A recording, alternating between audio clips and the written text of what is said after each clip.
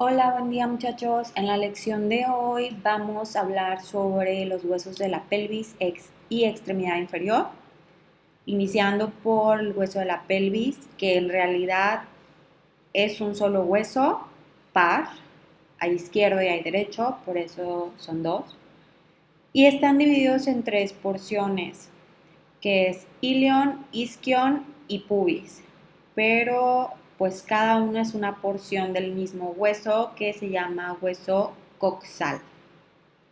En el nacimiento, estas tres partes del hueso coxal no están completamente osificadas, sino que están unidas por cartílago.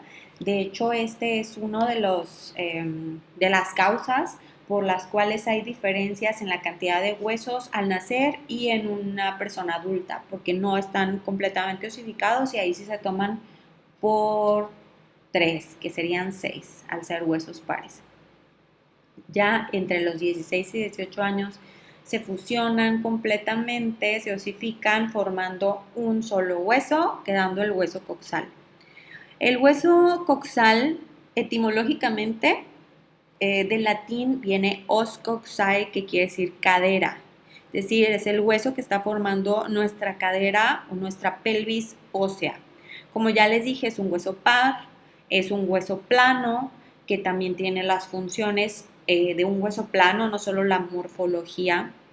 Tiene mucho tejido esponjoso y tiene una forma cuadrilateral helicoidal. Va a tener cuatro bordes, superior, inferior, anterior y posterior. Igualmente va a tener cuatro ángulos. En cuanto a sus articulaciones, nos podemos dar cuenta que por la parte posterior, la parte dorsal, aquí nos está señalando con la línea la parte más arriba, dice superficie de articulación con el sacro. Se va a articular con la porción sacra de la columna vertebral para formar pues la cadera en sí. Entonces, por ambos lados tiene esta superficie articular para cerrarse en toda la parte posterior. En la parte anterior va a tener una articulación en la sínfisis del pubis que está señalada justo hacia el otro extremo en la misma imagen de la derecha. Dice superficie de articulación de la sínfisis pubiana. Con esta superficie articular se va a articular con el hueso coxal opuesto, ¿sí? Con su hueso par. Es decir, el hueso coxal homólogo.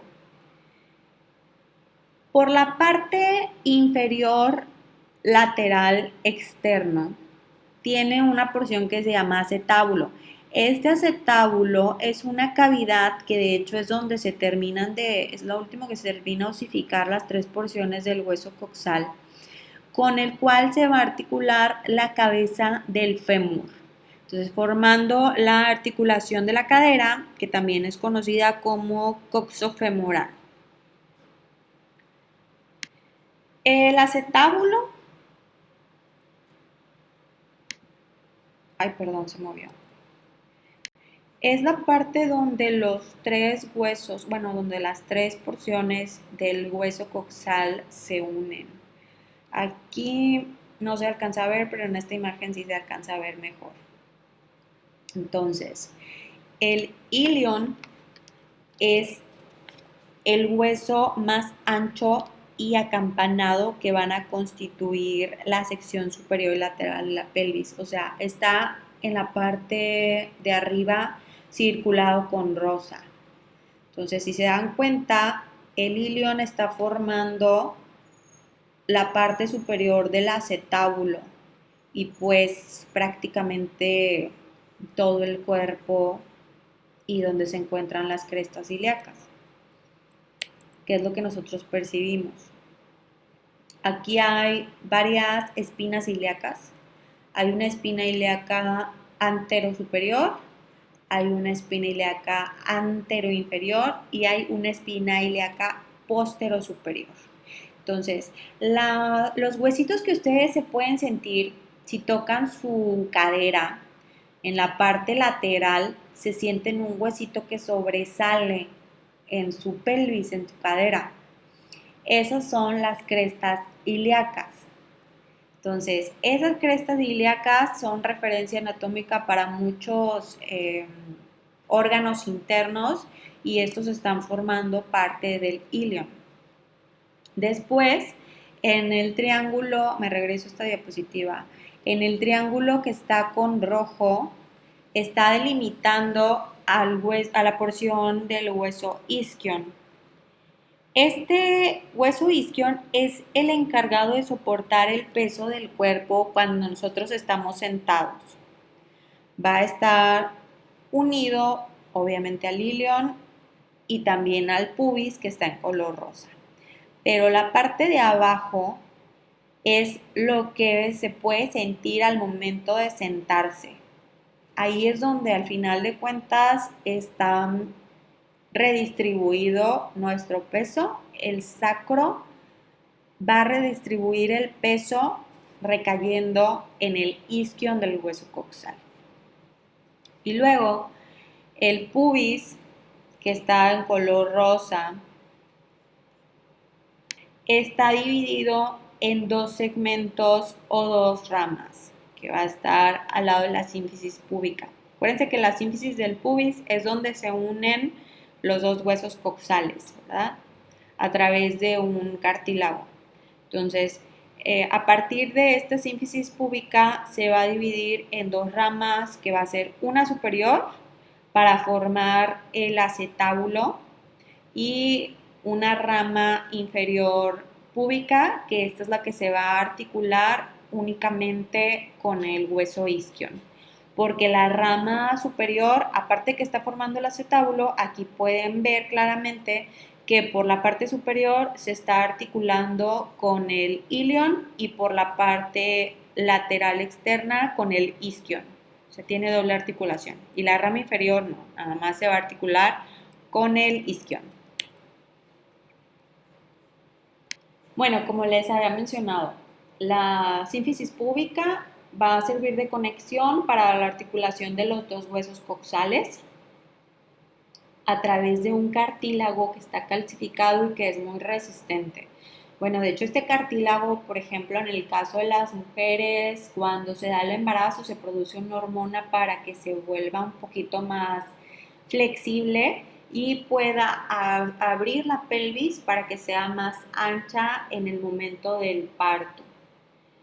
En el caso de la mujer también va a estar cubierta por un tejido adiposo, grasa, que está denominado como monte de Venus. Y bueno, en la parte de abajo de esta imagen está señalado con una parte cuadrada y luego una línea que dice agujero obturador. Este agujero obturador es una gran apertura, como pueden ver, que está dada en cada pubis y va a permitir el paso de los vasos sanguíneos y nervios desde la cavidad abdominal hacia las extremidades inferiores. Entonces, esa es la función del agujero obturador, ser vía de paso. Continuamos con las extremidades inferiores, empezando con el fémur. El fémur es el hueso más largo, más fuerte y más voluminoso que tenemos en el cuerpo humano. Se supone que su longitud determina aproximadamente el 26% de la altura de una persona. Y quiere decir, en latín, fémur quiere decir muslo. Está formando la parte del muslo en nuestras piernas, en la extremidad inferior. Como hemos estado mencionando, los huesos largos pues van a tener dos epífisis, proximal, distal, una diáfisis, es prismático triangular, entonces va a tener 3 caras y 3 bordes.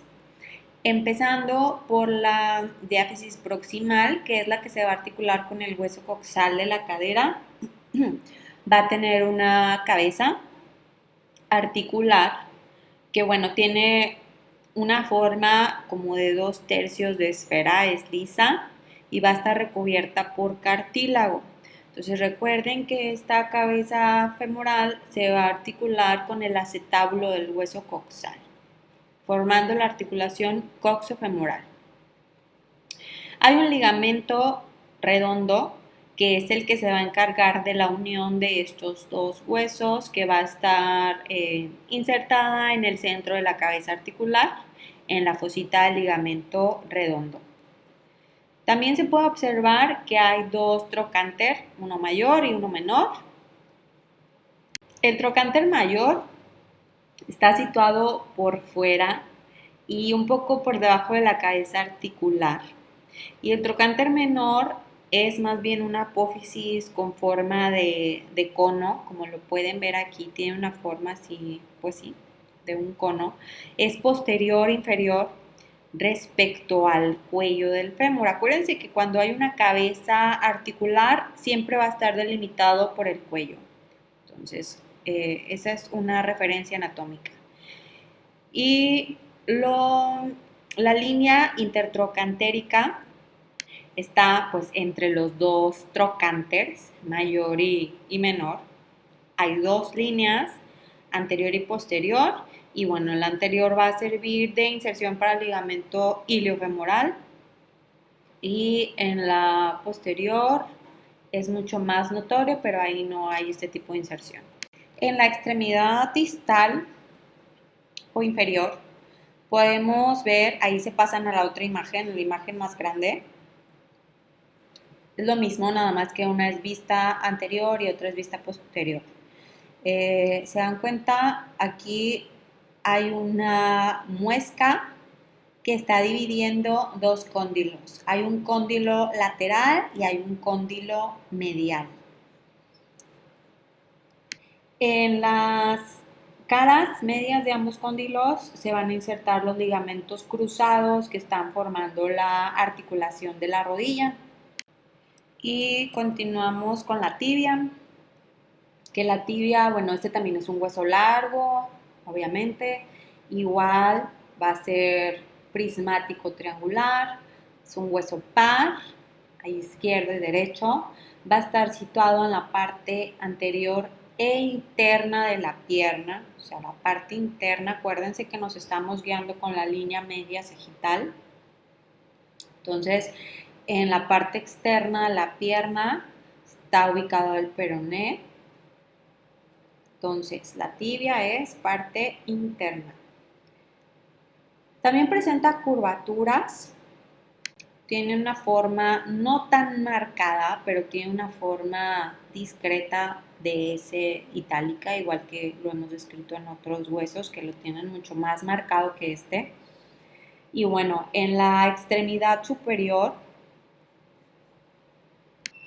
posee dos cavidades glenoideas, una interna y otra externa. Y esto va a servir de articulación con los cóndilos del fémur. Se les puede llamar cavidades glenoideas o también se les puede llamar cóndilos tibiales. Bueno, en la parte del cuerpo, la tibia, como ya habíamos mencionado, si es prismático triangular, pues va a tener tres caras, ¿verdad? Y va a tener los tres bordes. Entonces tiene una cara interna, externa y una posterior. La cara externa también se le puede llamar borde interóseo porque pues es con el que tendría, bueno, no contacto, pero la referencia del hueso del peroné. Entonces también se la puede llamar así. En cuanto a la extremidad inferior, está señalado como el malolo medial, que bueno, esta es la parte más representativa de esta extremidad distal o inferior. La parte ensanchada, que de hecho también se puede palpar.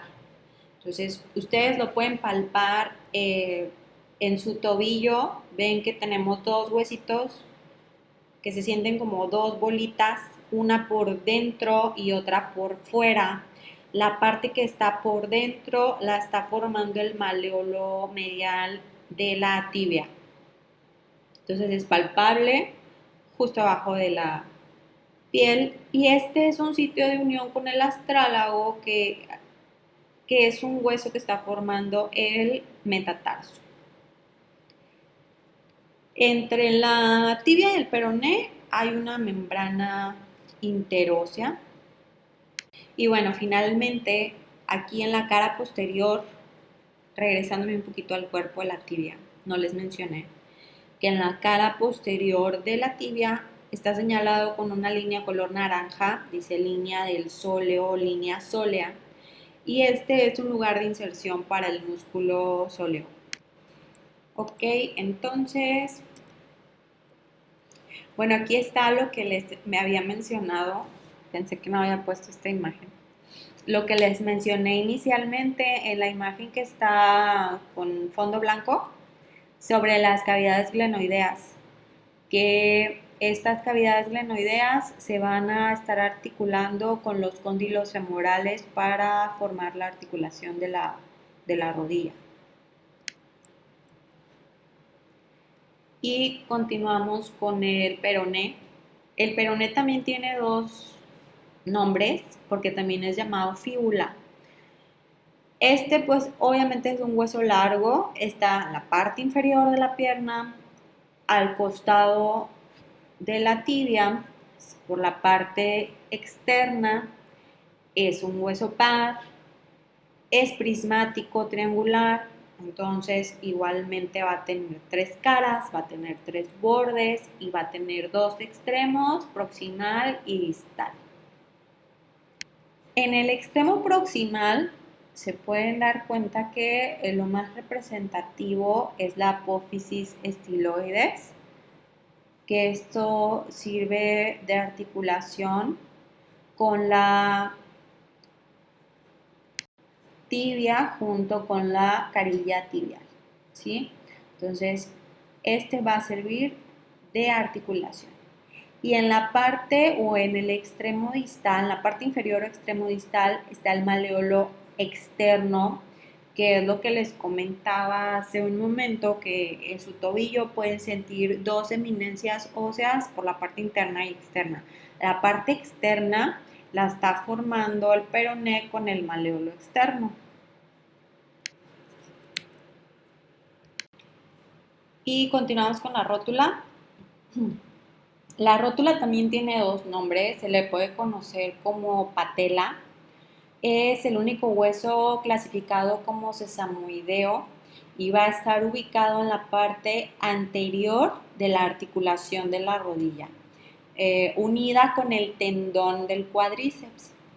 Tiene como características que pues está aplanada, tiene una forma triangular y si seguimos esta forma triangular pues su vértice sería inferior, como se puede ver en la imagen. Mide alrededor de 5 centímetros, entre 4 y 5 centímetros en su eje mayor. Y bueno, en el borde superior, que correspondería a la base de este triángulo, es donde se va a unir con el tendón del cuádriceps, como está señalado en la imagen. Y en la parte del vértice, o sea, la punta de este triángulo, estaría unido con el ligamento rotuliano, que también está señalado en la imagen. Es decir, es como si el tendón del cuádriceps se continuara con el ligamento rotuliano a través de o utilizando la rótula o patela, a través de este hueso. Bueno, ahora sí regresamos porque estábamos en el tobillo prácticamente y regresamos a mencionar la rótula.